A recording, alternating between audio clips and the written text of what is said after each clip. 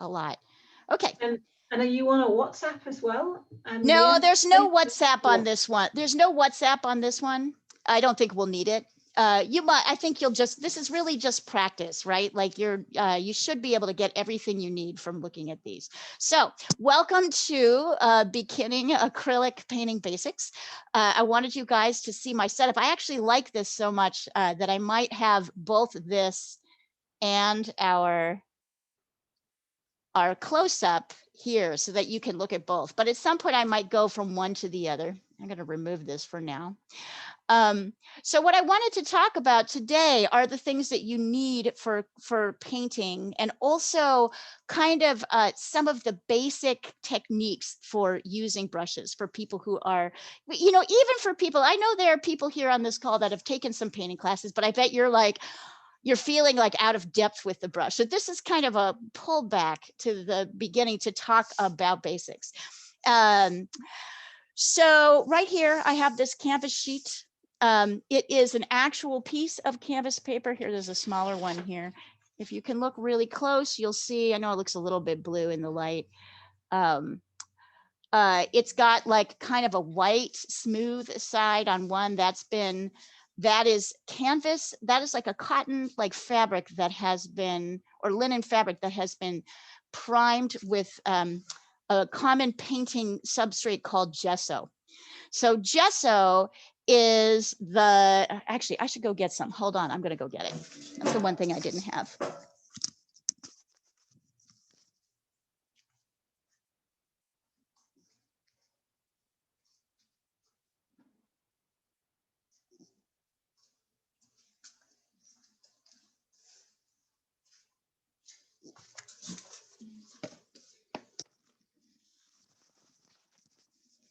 Yes, so if you buy one of those fixed stretched canvases, right? When we say stretched, I mean like something that's on, hold on, I've got one of those too. Hold on, I'm almost ready.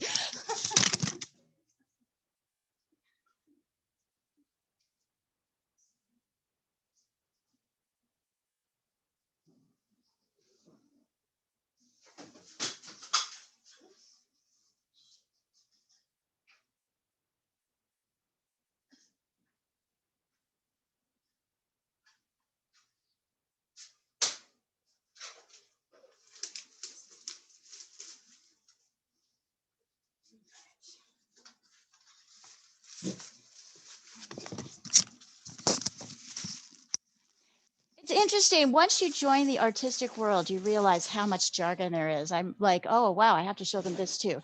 All right, so this is what we would call a stretched canvas.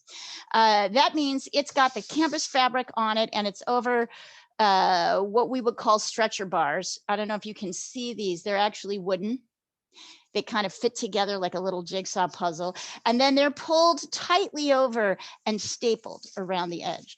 So you can totally work with these. I use these. I mean, when I'm painting, you know, paintings for work, but I find that it's often better to use these canvas sheets. Now, what is similar about the sheets and they're cheaper, you can store them better, you can use them for, right? We can use them for, they're flat. I can cut them into little pieces, and I can use little bits for testing, which is something that we're going to do today. But all of this fabric is treated with this substrate called gesso.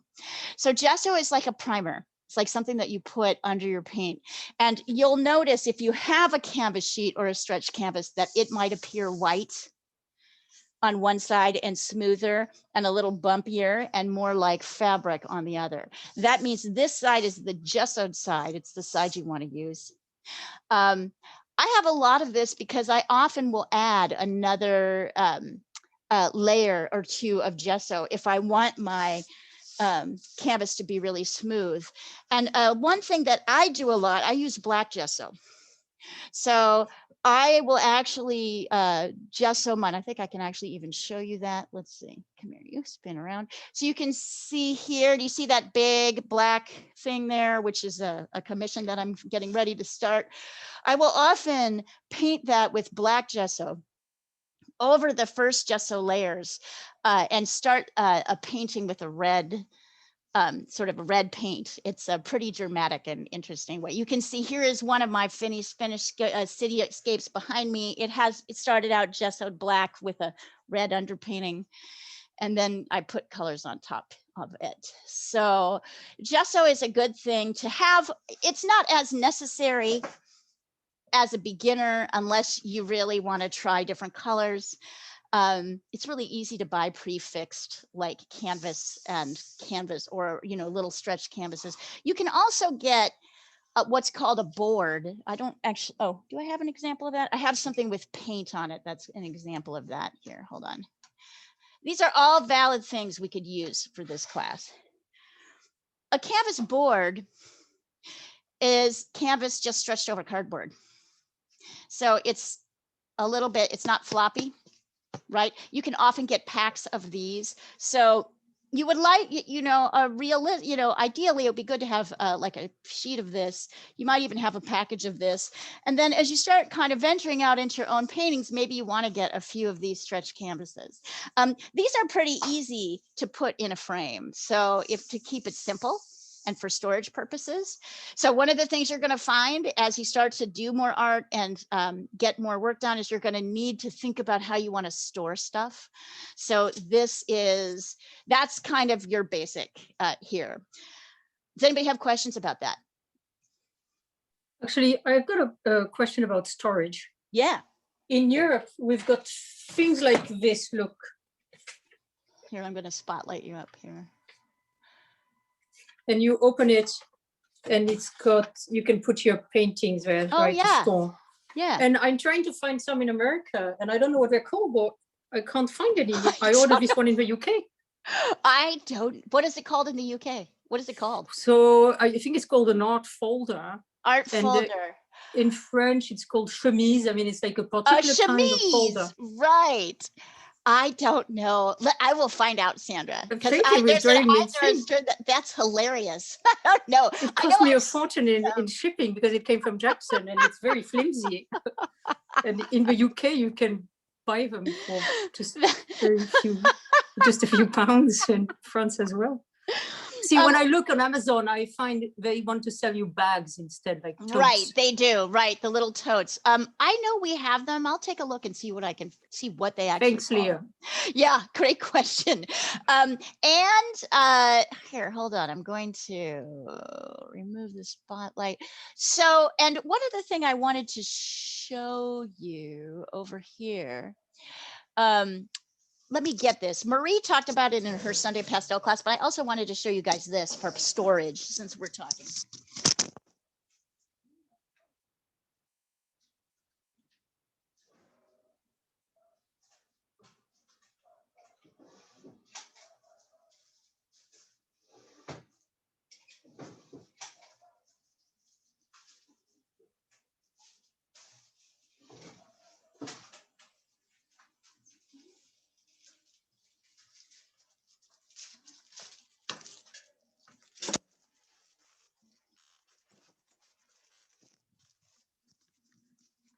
So you're going to hear the word archival a lot. And I don't know if any of you know what that means.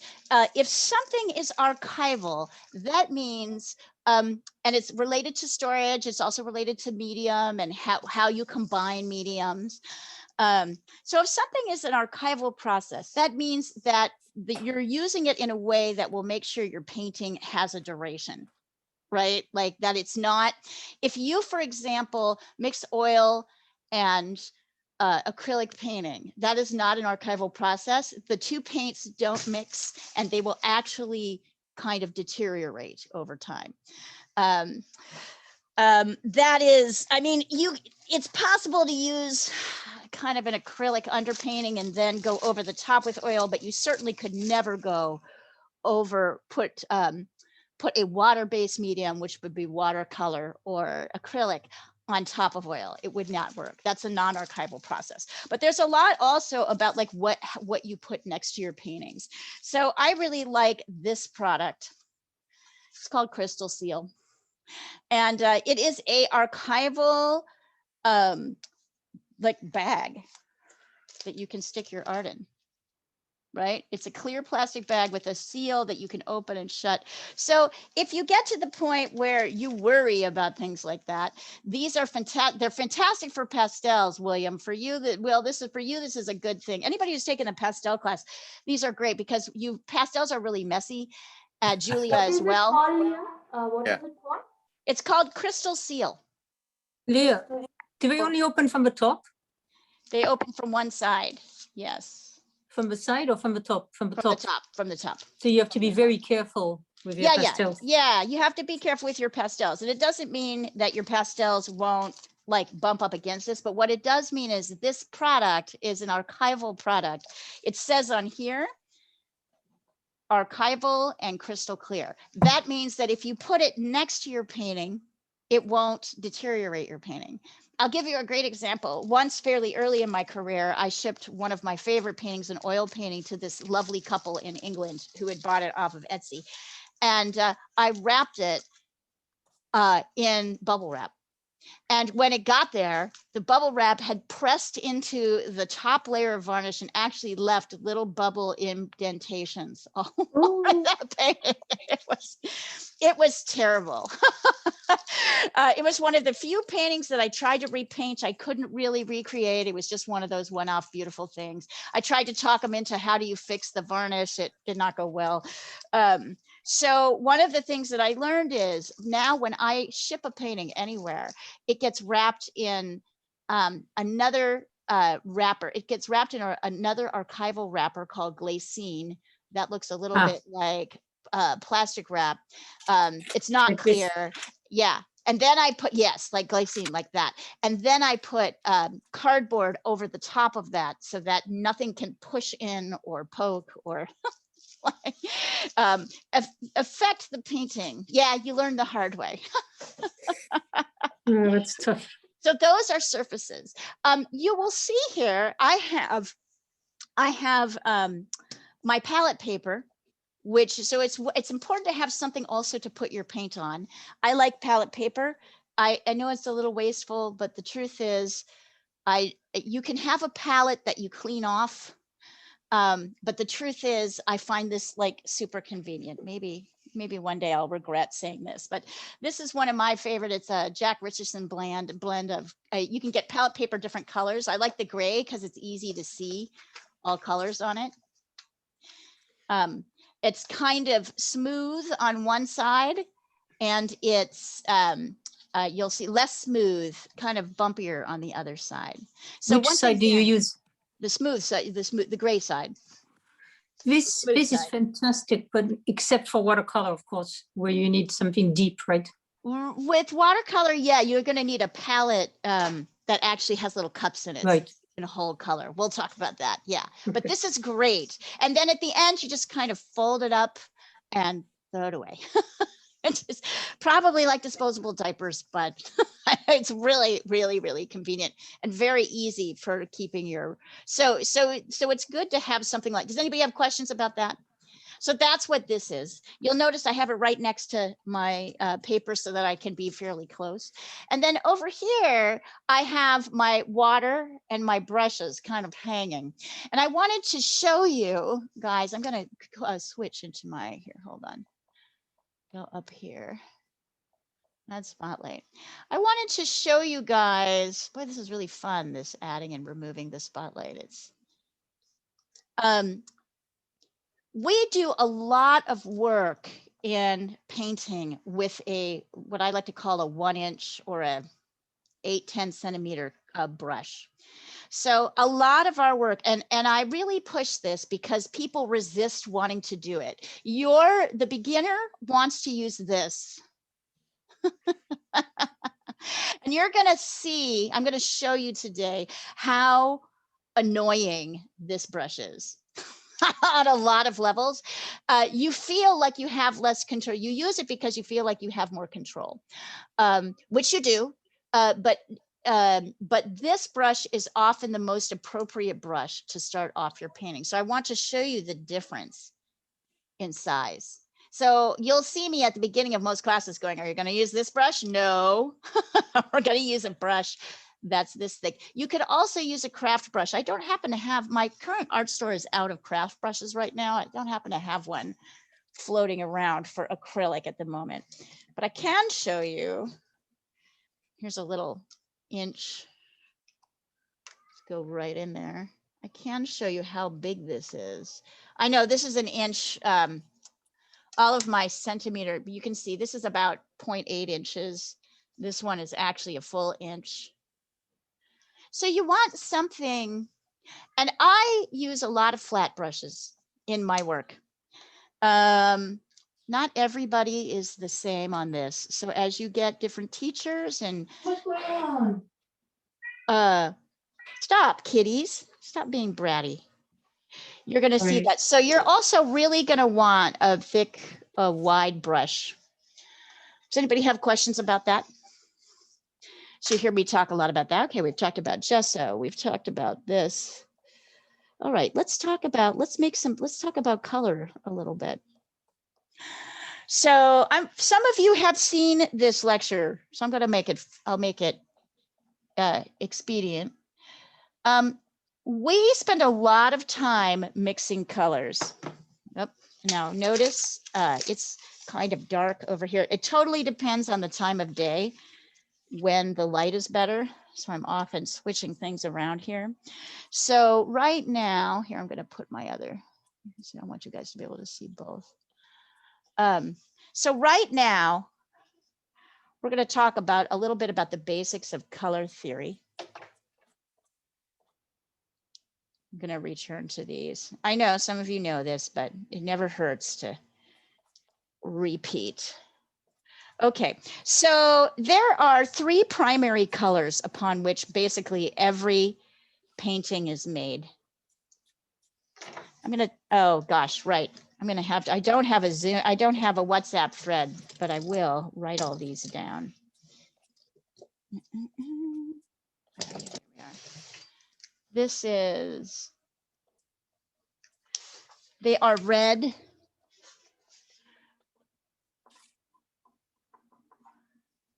yellow. Here, I'm going to put this up close, get rid of this other one.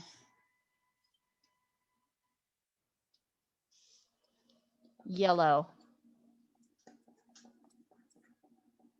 and blue.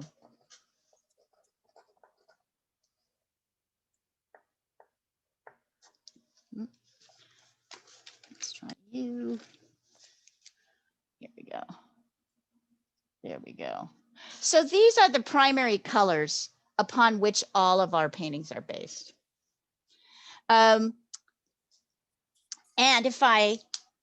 And by the way, it's also helpful to have one of these. This is a palette knife. You can see it's kind of bent a little bit like a trowel. You can have all kinds of different shapes. There's some, like this is kind of a wider, thicker palette knife. There are some that are shaped kind of thin and pointed. It doesn't really matter what kind you have, as long as you know, it works for you. All right. And if I mix, so I have my paper towel here. If I mix these 2 colors between each other, red and yellow, and you can do this if you want on your palette. I get, actually watch for a second while I get the colors out, and then I'll have you try it. You get orange, because we want to also talk. And if I'm cleaning off my palette knife so there's nothing on it. Notice I'm taking just a tiny bit of blue and a lot more yellow to make green. Oh. So if I mix these 2 next to each other together, I get green.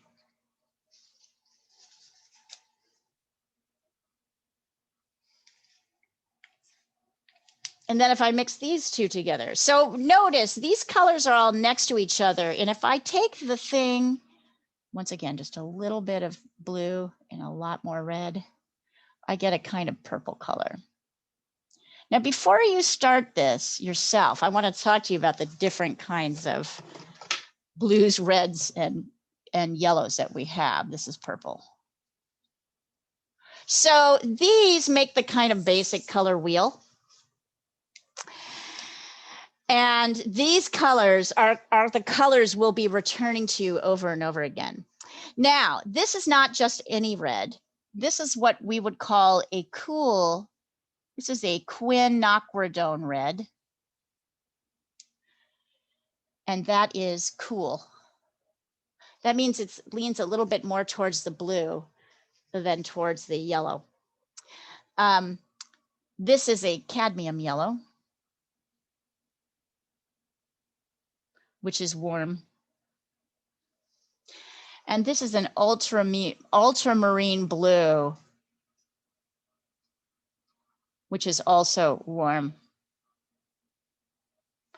So in each of our painting lessons, here, wait, how do I get that a little bit closer? In each of our painting lessons, we are going to be spending a lot of time thinking about, do I have the right red? When I'm mixing, it's not just any red, yellow, and blue. Do I have the right red to do what I want to do? Do I have the right yellow? Do I have the right blue to do what I want to do? And that is a practice that we will be going over. Does anybody have questions about that? But this is kind of our basic idea of the basic colors that we work with quite a bit. Now, the thing you will hear me talk about over and over and over again is something called complementary color pairs. You will see, you will hear people call them opposite colors. That's also a reasonable thing, although to be specific, it's complementary color pairings.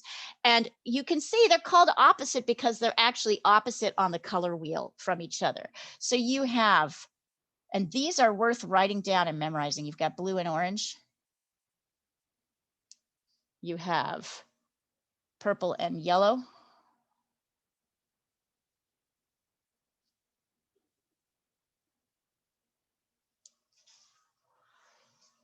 And you have green and red.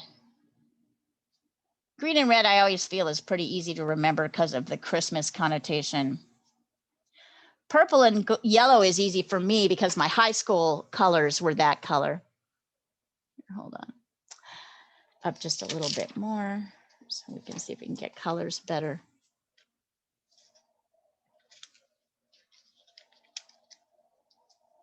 Okay, and these are complementary color pairs.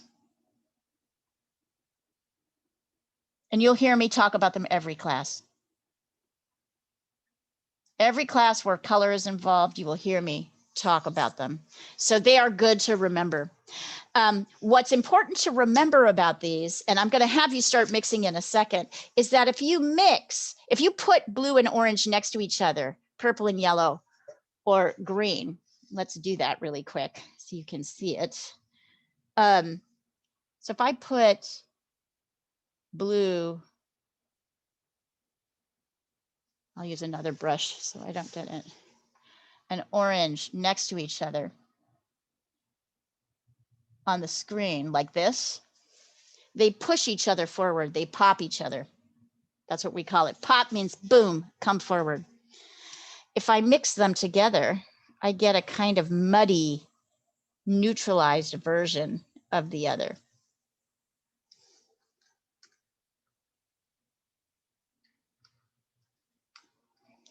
Can you see that? So next to each other, they pop. When you mix them together, like I'm doing right now, you get this kind of murky brown, browny gray. Both of those are really important. We want to be able to have those at various points. If you're mixing the shadow of a colorful object, like an orange, you do not use black in your shadow, you use a touch of blue. If you are mixing a shadow for a lemon, you don't put black in the shadow, you mix a little bit of purple. So can you see how those, it'll create a nice neutralized version of whatever it is you're trying to do. So complementary color pairs are important. So my question, what I would say is, go ahead and mix, go ahead, you know, actually, and I can also, although we don't have a WhatsApp thread for this class, I can send stuff over the various WhatsApp threads and you guys can do it as well. I'd like you to take a minute to create your own color wheel. And in fact, why don't we just do that? just send it over whatever class thread you're on that you usually like to use, so I can take a look at it, or you can send it to me just personally on WhatsApp. So take a minute to create your color wheel, to create your mixed colors. And then maybe try just putting paint on your canvas, 2 colors next to each other. Try mixing them together to see what happens. I'm going to have you do that before we talk about brush strokes, because I want you to see kind of, if it feels a little awkward, that's okay. That from there we will leap into using the brush. So spend just a minute playing with that and asking any questions as we're going through this.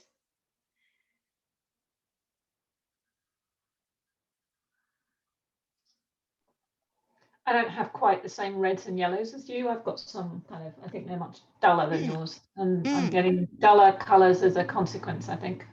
What are the names of your colors? I've got one that's called Crimson. Right, so yes. Go ahead. And then I think this is Amarillo or Jaune Moyen, medium yellow. Yep. The medium yellow is close to what I've got. The crimson, is a little bit, anyway. And what's your blue? My blue is the one you've got. It's the ultramarine. Ultramarine. Okay, so that is a really good point, Julia. So one of the things that you'll notice in cheap paint sets is that they will have other colors, right? Well, number one, if you're in another country, the color might be called something different than what I'm calling it. What we have learned is that actually to really get the proper color, you need to find the code. There's a code word for the mix of the amount of pigment that goes in. I don't want you guys to get that stressed out about it right now. That's kind of a later thing, but notice that these colors on Julia's, and Julia, I hope you don't mind, I'm gonna forward this to the Europe group so that they see it too. So this is Julia's. If you see Julia's colors here, that red in particular it's white, it's got more white in it. So the white makes it lighter, but notice that white often makes things duller. So white is something we have to be careful about. We think that we should lighten with white, but very often we don't, because white is kind of a cool color and it will dull your other colors. So yeah, cheap paint sets we use and a cheap color that's not those, like a kid's set, right? We'll use, or not, I don't mean cheap, like I'm not trying to say your paints are bad. I'm just saying, you know, like, my daughters, I stole them. Right, they're your daughter's paints. So you're noticing kids' paints are often diluted so that there's less pigment and it's not so bright and vibrant. That's good to know. Anybody else want to send theirs through? We can talk a little bit. I love to talk a little bit about brushstroke. Anybody else have questions about your colors? I have a list of the colors I like, Julia, and it's in the acrylic paint. There is acrylic paint supply list on the website, on my website. So I will send that over so you can start pulling stuff together from it. And we've been experimenting with creating Amazon wish lists, but I know a lot of people don't shop on Amazon. B, there's a different Amazon for every country, so that can be kind of confusing too. But the colors I like to use are kind of the basic colors are ultramarine blue. I like to have a warm and cool version of everything. So ultramarine blue, and then phthalo blue are kind of an important base for me. And then cadmium yellow, medium, or just cadmium yellow. Oh, I can see this isn't working here. That isn't working very well. I'll write it on, where's another sheet of paper? Here. I'm going to write it on a sheet of paper and just post it up here so you guys can see it. Maybe take a picture. So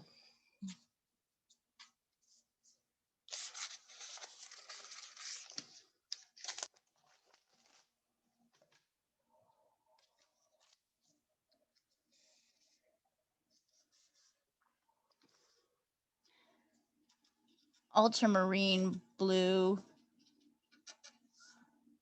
Phthalo Blue,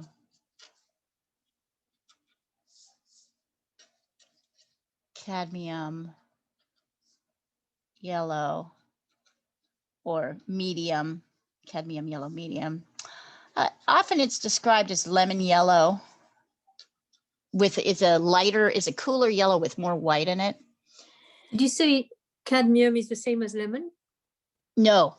Oh, medium yellow is the same as lemon. Medium, yeah. No, cadmium yellow or cadmium yellow medium. Sorry. Oh, okay. Cadmium yellow or cadmium yellow medium. Yep. So that's my blues. This is my yellows. I like Cadmium Red Light is one of my favorites, although it has to be used. Cadmium Red Light, Quinacridone, or Permanent.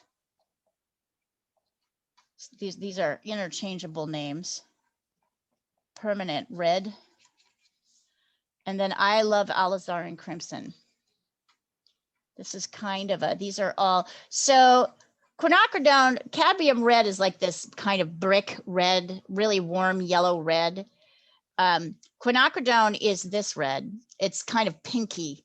It's significantly different. It's got more blue in it, less yellow. And Alizarin Crimson is kind of this rich, dark pigment, kind of burgundy color. It's really great. And then I also like to add to that Burnt Umber, which is a brown, a natural brown, and Burnt Sienna, as well as white. And I don't care what kind of white you get. Some people are big into titanium or zinc white or whatever. Some people like a combination. For me, I don't really have a permanent thing. And other colors that I really like, yellow ochre can be really helpful. Prussian blue. These aren't required, but like they really help. But I consider this color list a kind of solid base upon which to draw. And the other thing is that really the best acrylic paints to buy in the US are made by a brand called Golden. I'll show it to you. My poor They're a pigment manufacturer. Yeah. So Golden makes the best, tends to make the best colors. These will be the most expensive, but they will be the closest to using the right pigments that you can. I also have a few, let's see, what else do I have here? Winsor Newton makes some that are pretty good. They make a good set, which is cheap. Yeah, yeah. So I mean, it's good value because it's a set. And it has a lot of the colors that we want in it. Yeah. I can show it to you. I've got it. Do you want to see it? Yeah, take a picture and send it across. Okay. I'll send it across both the threads. So I find myself kind of Winsor. Yeah, so Winsor Newton is here. Kid sets are only going to take you so far. So it's good to think about if you know, acrylic painting is something you want to do. It's good to take you, you know, it's good to kind of maybe invest a little bit in your materials. Does anybody else have questions about that before we go on? All right, so let's talk about, I'm going to switch back up to, thank you. I was going to ask you at some point to talk a little bit about color temperature. Cool and warm. Yes, yeah. This is everything. So you'll notice I wrote cool and warm here next to these. And this becomes a kind of testing feel thing as much as anything else. So if a color is, so in general terms, reds and yellows are considered warm. Blues and purples and greens are considered cool. Right? Like in general, that's the division. Blue, green, purple is cool. Red, orange, yellow is warm. But to make things a little more confusing, each color has warmer and cooler versions. So if I have here, I have a little bit of cadmium red so I can show you the difference. It's pretty dramatic. So if you look at, if I can get some up here. This is cadmium red light. I'm going to go right up close so you can see it. If you look at this, it's a whoops, darn it, sorry. Sorry, lost you there for a second. If you look up close, I'm just trying to see if I can get this in the light so you can really see it. You can see that this color is way closer to the orange, the yellow, right, than it is to this color. So cadmium red is considered warm because it's got way more yellow in it. It leans towards this side. It leans towards this side of the color next to it. Quinacridone red is cool. It has more blue in it. So it tends to go towards this side. So quinacridone red is cool. So if I want a purple that looks like an actual purple, I want to mix it with, I want to mix a cool red with my blue to get a more dramatic purple. If I try to mix ultramarine blue and cadmium, so if I take a little bit of ultramarine blue here and I try to mix that with cadmium red, I get something that looks like mud. It looks like kind of brown mud. If you want to try that yourself, you can see it. It does not look like purple. So it's important to so temperature kind of means something is leaning to, and sometimes it's hard to tell what the temperature is. So and sometimes a color can go both ways. Make it more confusing. So cadmiums tend to be warmer. So a cadmium orange or a cadmium yellow or a cadmium red is going to be warmer colors. Quinacridone and permanent tend to be cooler. Ultramarine blue has a bit more, here, I'll show you the variation of ultramarine. Ultramarine blue is a warm blue. That means it's got a bit of red in it. As compared to phthalo blue, here, hold on. One of the annoying things about, here, I'll see if I can put some phthalo blue up here and I'll show you. Here we go. Okay. So this is phthalo blue. I think maybe the best way to show you this is just to put it on the canvas over here so you can really see the difference. So here is a warm, that's ultramarine blue. And phthalo blue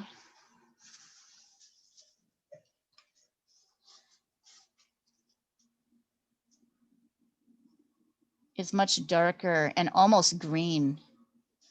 Can you guys see it? It almost has a green appearance. Here's a little bit more blue.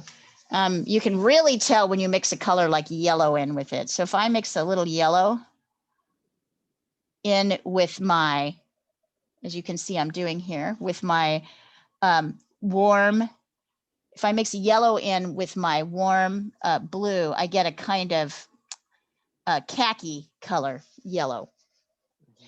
If I mix yellow in with my phthalo, I get something that looks more. Can you see the difference? Yeah. Look at the difference. So part of learning about warm and cool, I don't expect you all to really get that. Our lessons in painting specific subjects are really designed, we spend a lot of time talking about mixing color and evaluating color. So I expect that we will learn more about that as we go through. So for those of you who took the mountain painting class a couple weeks back, we had these very dramatic mountains and we had to test which blue. We did some mixing with the different blues to see which blue kind of created the effect that we wanted. So that's a really good question. That's a really good question, Will. All right, so I want you to start, but I'm going to take this off for just a second, this spotlight. So let's talk a little bit about paint application, right? Because I think that's where people get really like, I don't know what to do. Like for some, the brush makes a lot of sense. For others, it's tricky. So I have, there are kind of two, well, there are two ways to kind of approach the brush. So I just dip this brush has been sitting in water. It's quite wet. So if you see it, if you can see up close here, it's actually kind of wet and dripping. When it comes out, it's kind of soaking wet. So for me, very often, yep, I'm gonna need, hold on, I'll do this as well. I'll add this. So for me, very often when I'm working on a painting and I want to lay down thick paint that's not watery, I will pull this out and I will actually squeeze it with my rag so that I get the excess water out. And then I can come over here, if you take a look from this screen to the closer one on the right, and I can really do what they call loading my paint brush. So you'll notice my paintbrush, there's no water dripping off it. I have a lot of paint. There's a lot of paint there. And then when I go to apply it, it's kind of thick and nice, right? It covers very thickly. If I want to, but sometimes I want kind of a light, if I want to lighten this color without adding anything to it, I may want to do a more watery version. So it's also true, if you come and look at me up here, I've got this paint that's on my brush. I'm actually dipping it in the water. And instead of squeezing it, I'm just going to go right on the canvas. And notice that creates a kind of watery. And then if I want even a less watery or, lighter version, I could just go right in. See how I can create these sort of light watery textures? Notice it's dripping because I'm at an angle particularly. So you can notice, sometimes I'm going to say to you, okay, I want you to sort of squeeze out your brush so it's not very wet for this application. But sometimes I'm going to ask you to apply paint like this, particularly in our underpaintings. So go ahead and practice that. Try that with your big brush. Applying paint with water. Try doing a watery layer and a less watery layer. If you want to, you can send it across. You can send it to me on WhatsApp.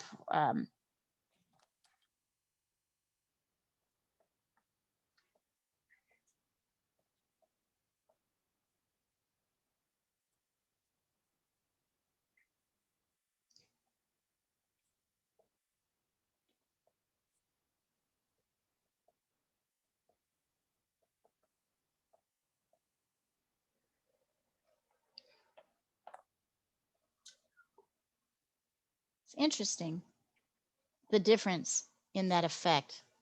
So I like to, somebody else said they like to have a t-shirt, an old t-shirt that they're cut up. That is also a way to do that. You can actually wash it. Those blue shop towels that, you can sometimes get your hands on. Those are really nice too. So has anybody noticed? It's kind of fun, right? All right, so now we're going to talk about the knit and purl of the painting world. And here is where it really gets crazy. All right, so I guess I want you to see both. I'm going to move this over a little bit so the focus is more on this like practice sheet. By the way, I will often take gesso and cover up these practice sheets in between and just use them over and over again, because often I'll have you do a practice on, before mixing and sort of mark making before we get to color, before we actually get to the painting. And it's if you want to not waste so much, it's a good way to kind of not waste things. All right, so I'm going to start with my big fat brush, and I'm going to start with a fairly dry brush. And I'm going to lay down two colors right next to each other. Let's do red. And then I'm going to clean my brush out because I'm going to use the same brush. I'm going to get this red off. And let's do, because we want something pretty, we're going to do red and purple. So notice I was using the brush in a vertical way, and now I'm kind of running right alongside with my darker color here, like this, to really get up close there. If I can up a little bit. Hold on, let's see what happens if I come up a little bit. Oh, light. Whoop. Hold on. Still not getting the light I want. Hang on, I'm going to move this around. The biggest challenge with light in this studio is that there's so much light all around that even when I turn the lights off and try to control my light, there we go, that's a little bit better. So you can see, this is what we call a hard edge. And if you'll notice, I'm like dragging the brush right next to it so that there's a pretty distinct line between the two edges. So some parts of your painting are going to require this hard edge, and it's a good thing to practice, particularly with your big brush. But a lot of things in your paintings are going to require what's called a soft edge. So let's do a soft edge. A soft edge starts like a hard edge. Here it is. There's your red. Whoops. What? Hey. Give me just a second.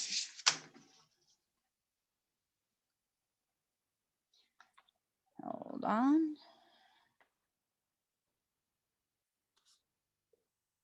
I don't know how that happened. All right. There we go. Sorry. So I just laid down some red color here. Now I'm going to lay a lighter color down next to it. Let's take some yellow. So a soft edge starts like a hard edge, like this. And then I kind of push the light, often from the light to the dark. You push the light into the dark to get rid of this strong line.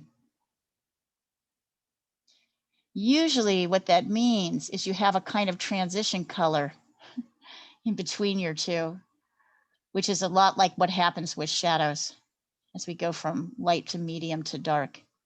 So you see how I'm kind of tapping, and notice I extended my line outward. So I want to get rid of I want a transition that's lighter, that doesn't have a strong line. So you see how I'm almost tapping to create on it. I'm kind of going vertically since my first lines were horizontal. So that, my friends, are the two edges in painting, and we will be practicing them a lot. Where's my marker here? So that is hard edge, knit, soft edge,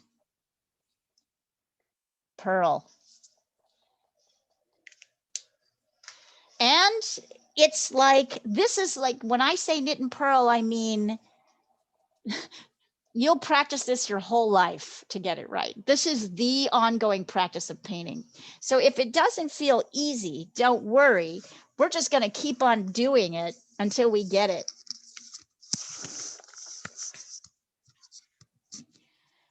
And by the way, look at what happens when I try to do this with a small pointy brush.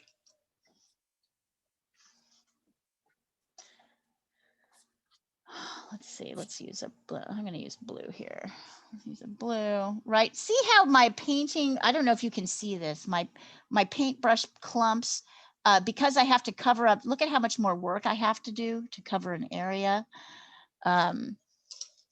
Let's see. I'm going to clean that out. Let's put something light here. Put a red. You can really see it with the lighter color. See how much, so number one, I can kind of see the individual strokes of the brush, which is a very telltale sign that you know what you're doing as a painter or you don't. If I see marks, if a viewer sees marks on a canvas with the paint, you know, sees a paint mark, they're going to assume there's a reason for that mark to be there. And if you're just randomly going like this, right? So your marks are either directional, they're designed to like send you to in a direction, right? Up or down, sideways, right? You should not see, or they're smooth, in which case there's no marks. So you'll see how much more difficult it is to lay down clean marks with a little tiny brush. Try it if you want to. I mean, there are some really great things to use a little tiny brush for. Notice it's harder to get a kind of soft edge here. It's not as easy. So the big brush is really your friend. Like, it's going to help you get more of the initial textures that you need.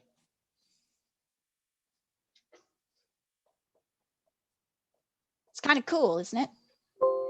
So what questions do you guys have? What are you noticing? Talk to me. What's happening as you're doing this? What are you enjoying? What are you finding it really weird? I'm thinking I'm not putting enough paint on the page. I'm being too skimpy. Okay, try more paint. And maybe you've got too much water on your brush too, so try squeezing it out a little bit. It's funny with or maybe you don't have enough water. There's a kind of balance with the water. You want enough to be able to spread your paint. Otherwise, it kind of drags and gets a little bit cloddy, but you don't want so much that it's often dripping off, unless that's the effect that you're going for.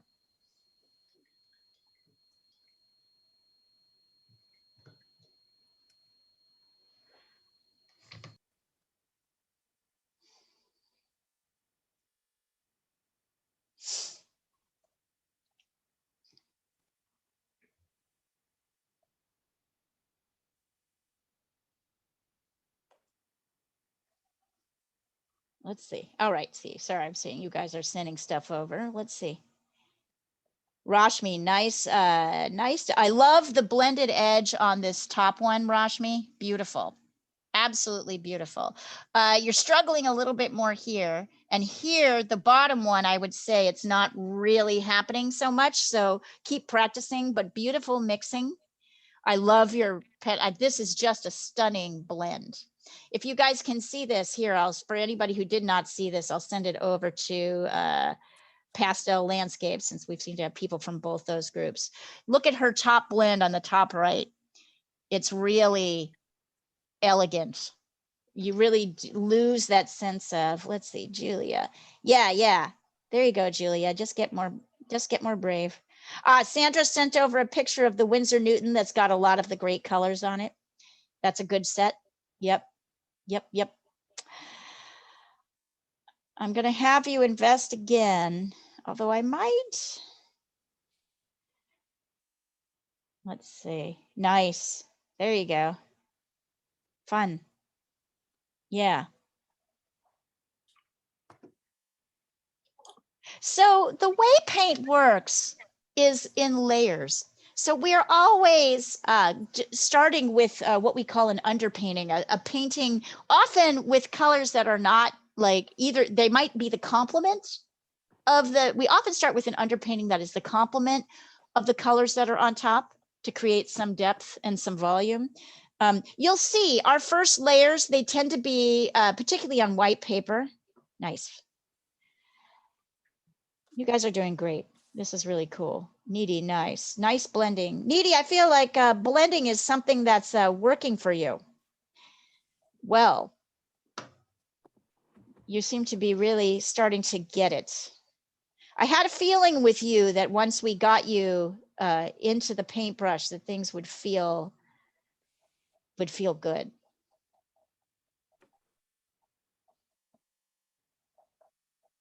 Anybody else? Anybody else who feels like anybody feeling like the brush is awkward? It's okay to say yes. Yes, I still do. It's a practice, right? So you got to think of the brush like a tool, like I don't want to say like a hammer, but I want to say like a whisk in cooking, right? There's a number of things that you can do with that whisk. It has a certain set of chores, but like this is a tool, the paintbrush, and we need to accustom ourselves to how to use it. What other questions do you guys have about the paint? Let's see. Yeah, so Julia, I would say you still have, your edges are still a little bit hard. What you've done is scoot the line over a little bit, right? So the challenge, here's another tip when it comes to blending. When it comes to creating a soft, blending is what another word we use to create soft edges. So here, let me show you. I'm going to, let's see, I'll put it down here. Take a look up here on the close-up thing. So I've got my paint here. Now I'm coming in here and cleaning my brush out. I've got my yellow here. It's often better to blend light into dark. And often when you do that, see how I'm kind of tapping? I'm almost like tapping, I'm leaning. If you look, you can look in both like screens. You can see I'm kind of leaning and tapping horizontally to get rid of that. But often what happens is you'll start to get the dark paint on your brush. So feel free to squeeze that off and go load more light paint on your brush to go back in. See, and add more light so that you don't lose your paint. So what we're looking for is no strong line, just a soft, like a Rothko.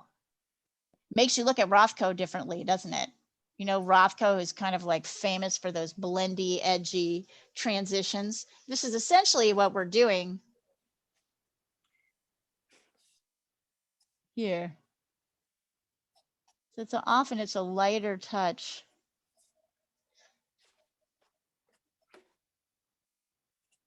It helps to kind of pull over in a sort of a raggedy way rather than like in a straight up and down way.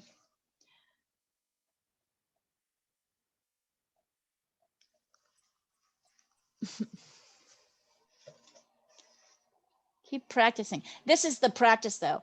This is like the wax on, wax off of the Karate Kid, right? Wax on.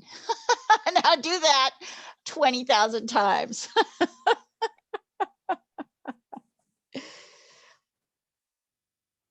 Nice, Needy. Nice. Very nice. And this sort of blendy color down here that you've got in here, you'll notice that's kind of darker, and it's a beautiful, this will make even though it looks kind of muddy here, it'll make a fantastic shadow. But look at the difference. Look at what happens when you put these two next to each other. It's like, bam, it does really pop forward. And when you mix them together, they push back.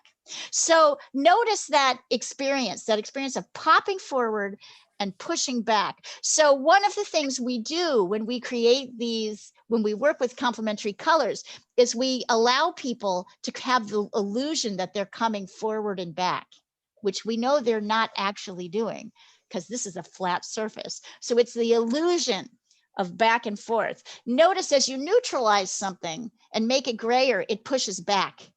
And as you drop in, it pushes forward. We lose some people here? Huh. I love that. We want to do that in painting because we want to have a feeling that some things go back in the painting and some things are coming forward.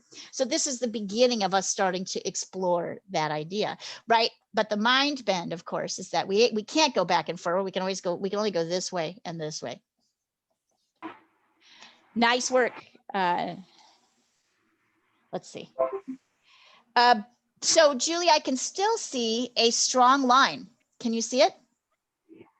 When you look at it here, it doesn't look like there's a hard edge at all, a soft edge at all. So more blending, you need to be more bold with your yellow. Get in there with your, this is you have a strong line. It's just now it's kind of muddy in the middle.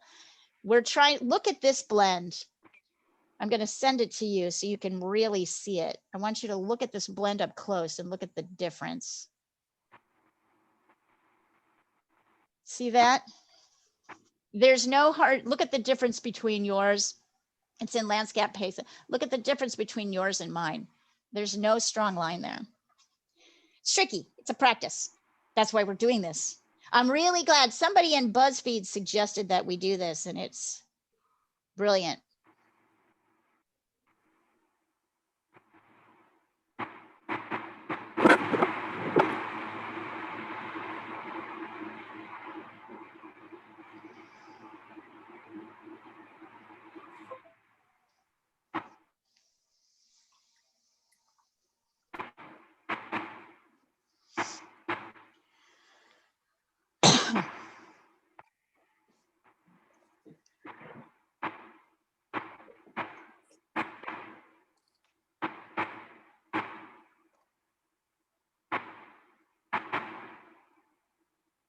Sounds like shooting. Yeah, what is that? That's a wedding, I think, in Delhi. Is it Delhi? Wonderful.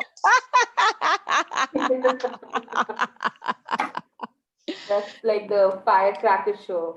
You have money, you burn it off. Yeah, that's the way That makes me so happy right now. So how is this helpful? Has this been helpful for you guys? Is there anything else? Tell me, what is there anything else I can review? Is there anything else you have questions about as you're going through or that you're observing? I've never taught a class like this before, so I'm like as new as you are at it in terms of what might be helpful. I will try to remind us of these basics all the time, but I think the idea of the color wheel, you know, this thing, and the mark making with the more water and less water, with the big brush, learning how to use the big brush, creating the soft and the hard edges. Those are the essentials. And we will continue to practice them. And that's why I like to paint specific things in each class, because I think it'll help us learn how to learn where are the similarities in things and where are the differences.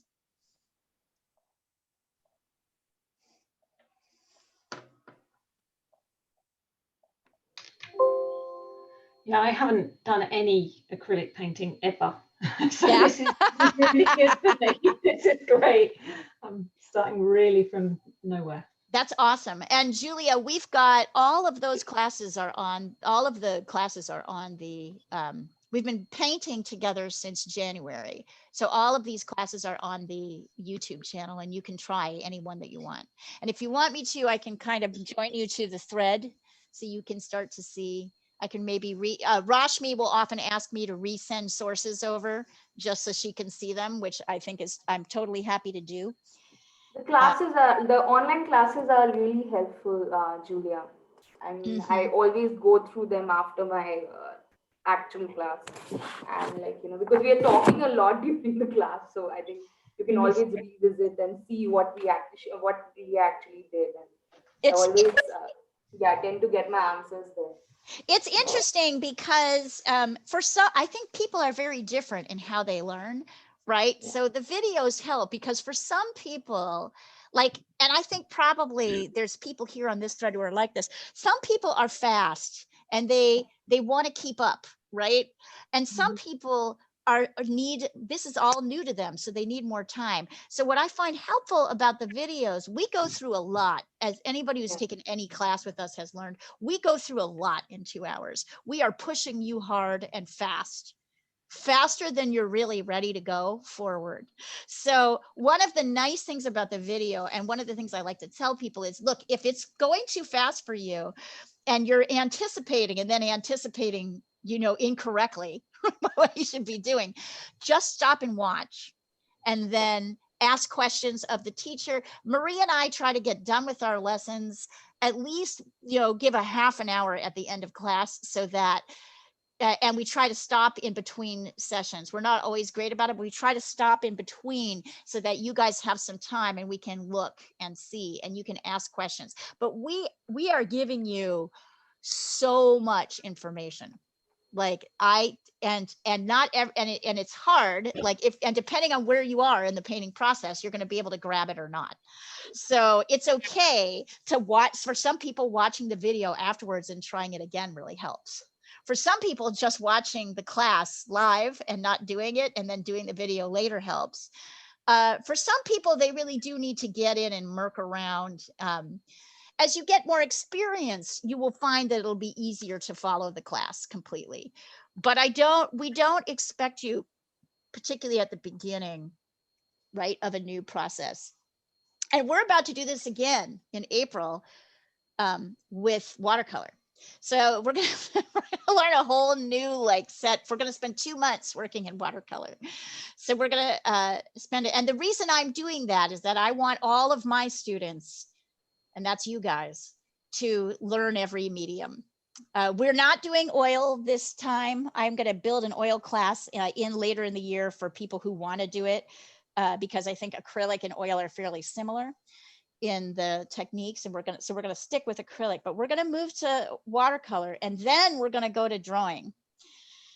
Some of you have done the drawing section. We'll spend a couple months in figure drawing. We're going to spend a month in portraiture. We're going to spend a month doing perspective drawing. There's also our beginning drawing class, which will continue consistently throughout the year. But for those of you who are in core curriculum, which is what I consider most of these classes, by the end of the year, you're going to have used every medium. That means it's a lot of, I recognize it's a lot of shifting around. My experience with it is that it will push your skills forward way quicker than if you're just working in one medium. But it means there's more discomfort. I have a little girl who is, I used to do private students, I don't anymore, but I have 1 or 2 that are grandfathered in that I'll just keep forever. And one is a little girl I started working with when she was 6. Now she's 9. And she asked me the other day, how do you find the incentive to finish a painting? And at first I made this sort of flippant, well, I mean, I have to make a living, so I have to finish the painting. But then I thought about it afterwards, and I said to her, I asked her, well, are you incentivized by, like, her mother had entered her in a competition, one of her paintings in a competition, and she was quite upset about it. And her mother had called and said, you know, this happened, I feel really bad. If you can talk to her, find out. So I said to her, did you like that, the competition? She said, no, I did not like the competition. That was not an incentive for me. And I said, well, the incentive for you is probably the learning, right? Like, as you learn it, you learn this trick. And she went, yeah. And I was like, so here's what has to happen for you to learn and learn quickly. You have to be willing to be a little uncomfortable, because it's easy to get bored and in a rut with the same thing. You can get better at something, but then it gets boring, right? And then it gets harder to finish. Or you can have me teach you something new and it'll be harder and a little bit more uncomfortable, but you will be more encouraged to finish it because it's more interesting for you. And she thought about it and she was like, you know, I think I'm like that. Like that. It was like really fascinating for me. I thought, wow, it's for me. So I am doing for you what I like to do for myself, which is that for me, I'd rather be a little uncomfortable. And I want you guys to feel as safe to be uncomfortable as you want to. Ask the dumbest question, ask the questions that feel dumb. Ask the questions that like, when I've said something, ask and you didn't catch it, ask it again. Ask it 4 times. Ask me 4 times in a lesson the same thing. I have no problem with that, because I know that like I'm throwing a lot of information at you and I know that I'm making you a little uncomfortable. So my job is to make you uncomfortable and then like help you through the discomfort. So to me, that's how you learn. I don't know about you guys. I don't know if you have experienced that at all, if that resonates with you. I thought it was a pretty profound question for a 9-year-old. Absolutely. 9-year-old to ask. Really sophisticated question. Isn't that a great question? I find it hard to, after class ends, and it's not finished, but I'm not happy with it, then I won't finish it. Mm-hmm. That's and I okay. see a lot of other students do, and I admire them for it, but I'm like, okay, I'm done with it. You're a fast worker, Sandra. I find those are both valid ways. It's valid to say, ugh, I'm sick of this. I'm gonna take it again. You know what I mean? I'm bored with this. I need to move on to something else. And it's okay to do that. It's totally okay. I'm a little bit more like that. I like to switch up my subjects a lot. But for some people, it really helps to do it over again. I've noticed Rashmi likes to do stuff over again, right, Rashmi? Yeah. Yeah. And Yeah. so it just depends, but I think both styles are valid.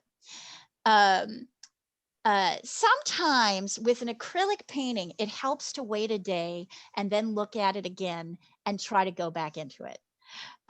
Because you're not so like immersed in the whatever it was that you were struggling with, you're able to kind of go back with a fresh eye. Sometimes that's helpful. And then you have the video, you can kind of go back over it again to see, like, but if you don't have the patience for that, it's also okay to just say, ugh, I didn't get it. Or, you know, yeah, I get it. It's all I actually really enjoy the kind of the almost box that the class puts you in. So you have to you have to stop, because I have to go and cook dinner after I, do it on a Sunday night. right. And I'm such a perfectionist. Yeah. I will spend hours and hours on things and like go round and round them. And I actually enjoy the fact that I can go, wow, and I'm walking away. And I think that's the value. That's why these classes are the length they are. And that's why I like you to be able to have something that you can get done, but you can't get too wound up in it. And if you want to get wound up in it, you're welcome to, but you've got to take that into your own time. Right. That's exactly right. Like if you want to get it, I agree. Actually, an ideal class for me is 3 hours, but there's just no way I think it can fit into our work days, particularly. So 2 is fine. And actually, that's not really true. An ideal class online is really 2.5 hours. 3 hours is kind of long for an online class. My in-person classes used to all be 3 hours. I used to insist on 3 hours because it would take, when people came to class, it would take, 20 minutes to settle in, and then you'd have to see what you were doing, get set up, and then you'd spend the first hour kind of mucking around, and then the second hour and a half is when you really kind of got into it. But on Zoom, it's too long to be on for 2 hours or 3 hours. I have one class that still goes 3 hours, and it often feels too long to me. I just think that's because we're online. So, but you could spend 3 hours working on your subject. That is possible. Excuse me, but the neighborhood crow has just come over and is demanding his breakfast. I will be right back. That's cool.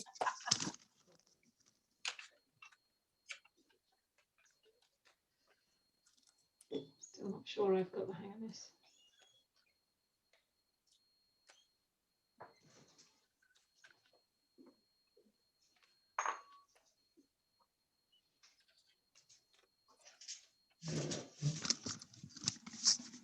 What does he eat for breakfast? They like cat food. Oh, really? They like the dry cat food. You know, and it's incredibly smart. They are so smart. And like, I'm telling you, Sandra, like he actually I saw him, I had my studio door open the other day and I saw him hopping by it, like back and forth. Hello. Hello. Hello. Like, hello. Yeah. He'll land right next to my head outside on like a curt pervert and then look at me like, oh, it's really cool. Yeah, they're hilarious. And we noticed, my son-in-law noticed that when he and my my partner's daughter came to stay with us, he noticed that like the two crows seemed to be working with a squirrel. They seem to be in conjunction somehow getting the food. Like the squirrel eats cat food as well? Yeah, they'll eat anything. So they were somehow working together. I don't know how, but like there was a teammate, there's some teammate thing going on. Does anybody else have any questions about this as we go through, or about our lessons and how they're structured? Just as a reminder, what are the core curriculum classes, which are what the weekend classes are not core curriculum. The weekend classes are going to stay the way they are all year. So there will be pastel landscapes all year. There will be beginning drawing all year. I want those to stay stable because for some people they're going to need that. I think they're good. What I love, oh, hello there, little man. This is Caspar. You wanted to say hello? Hi, how old are you? How do you? 5? Wow. I know your daddy is always posting on Instagram about the places he takes you. Do you like your daddy's drawings? Yeah. Say anything hello? Just gonna show a long day. Awesome. You gonna get some food? Yeah, all right, you guys. I can let you go now, but let me just tell you a second let me just give you a second to tell you the sort of plan for the rest of the year. The core curriculum classes, we will go to, we'll stay at acrylic painting one more month, March, and then we're going to go to watercolor. I will send out a supply list and get you set up on that fairly soon. We'll do a basics class like this one so that you're used to it. We'll spend 2 months in watercolor. Then in June, we go to figure drawing. And if you're a beginner, this is a very important class for you to take. So figure drawing for 2 months, portrait drawing for a month. For those of you who have done this already, you're going to be blown away by how much better you are in this next round. It's going to really blow your mind how much you have learned in this year after 6 months of painting. And I'm planning on adding an abstract painting class. So I'm not going to teach it because I don't do abstract painting, but I have another teacher that's planning to come on in May or June. So if that's something that's interesting to you, let me know. I'm trying to figure out when to time it. So yeah. Great work, Leah, everybody. Yeah. I got something to show you. Show me. What I've been working on. Oh! It's a pastel. Oh my God, you've nailed it. And you know his little freckles, like his little freckle whisker holes, like right. Oh my God. Oh my God. Can I buy that and give it to I'm going to give it to you. No. I'm going to finish the watercolor. And I'm going to send them both to you. That is, oh my God, what a gift. I'm like, well, I'll send you the picture right now. Oh. I need to look at it again tomorrow to see whether it's really finished. I haven't done the whiskers yet. I just need to kind of. It looks pretty done to me. One of mine. Well, so the body is loose. I've left it loose, but I'm not sure I'm completely happy with it yet. She says she wants you. Did you do that, Julia? Yeah, I drew that, but not with pastels. What did you do? Oh wow! I actually drew that on Thursday. It's my friend. What did you use? What medium? What did you use? I used my iPad and one of these. It's an app called Procreate. Procreate. You just blew my. Hold that up again. Can you hold that up again so we can see it? Sure. That's amazing. I used the pastel medium because you can use any kind of brush, wet acrylic. So Julia, you have some drawing experience because that's amazing. Oh, it's really cool. I don't have any drawing experience. I haven't drawn since I was about 15. How did you do that? You have to have had drawing experience to do. That's beautiful. I don't know. I just drew it. Yeah. So you've got some drawing experience. I know. And so actually, here's what's kind of interesting for you, Julia. As you go from, you're going to be able to, you can obviously draw because that is a lot of skilled drawing that's happening here. So taking that skill and applying it to the tools is like gonna really blow open your practice. Like, you know what I mean? Like it's gonna take everything that you know and expand it a million times. So great. God, that's amazing. Sandra did. I want to draw that. because that's wanna easy. I can just rub bits out, right? If I don't like it, I can change it, so it's easy. But We'll get doing there. the bit is We'll awesome. get there. We'll get there. Is Procreate only available on iPad or is it on I think MacBook? so. I think so. Procreate is an Yeah, iPad thing. Yeah, and an iPad Pro and an Apple Pencil, and it's just it's But fabulous. Rashmi, I know there's something similar for other devices. I'll see what I can find out what the name is. I have a former student who used Procreate quite a lot to test her colors. Like, so she would sketch what you can make a paint setting, so you can actually layer color. She could actually layer colors in and out quickly to see, oh, is this going to work or not? And I was always like, okay, you do that. Boy, you make me feel old. I can't do that, but I only do it in That's what person. I've been doing so I've been taking what Marie's been doing with the pastel colors and the layers and just kind of experimenting online, because I use my work desk for painting and then I have to put it in work mode and then I have got nowhere to paint. So I do it on my iPad. Can you please share some of that stuff across the threads that you're in? Because I think people will really appreciate, and tell them what you're doing, what the medium, what you're using, because I think that will blow people. I think that will give part of the idea is people will start with that. Maybe at some point we'll offer a iPad class or a painting on computers. If I can find somebody who knows how to do that, I think it will be really great. I've done a few bits, so yes. Wonderful. Wonderful. I know. I mean, like, it's not like you don't already have it. Every single person here has like got some what I would call a kind of natural ability in some level of art, right? To be able to do the thing. So now everything that we're doing is just expanding and building upon what you already know. And building it outward so that you can do it. Like, that's why I like you to use every medium, even though it's uncomfortable, because I think you'll start to see the connections much more quickly, even if half the time you're like, whoa, I don't really know what's going on.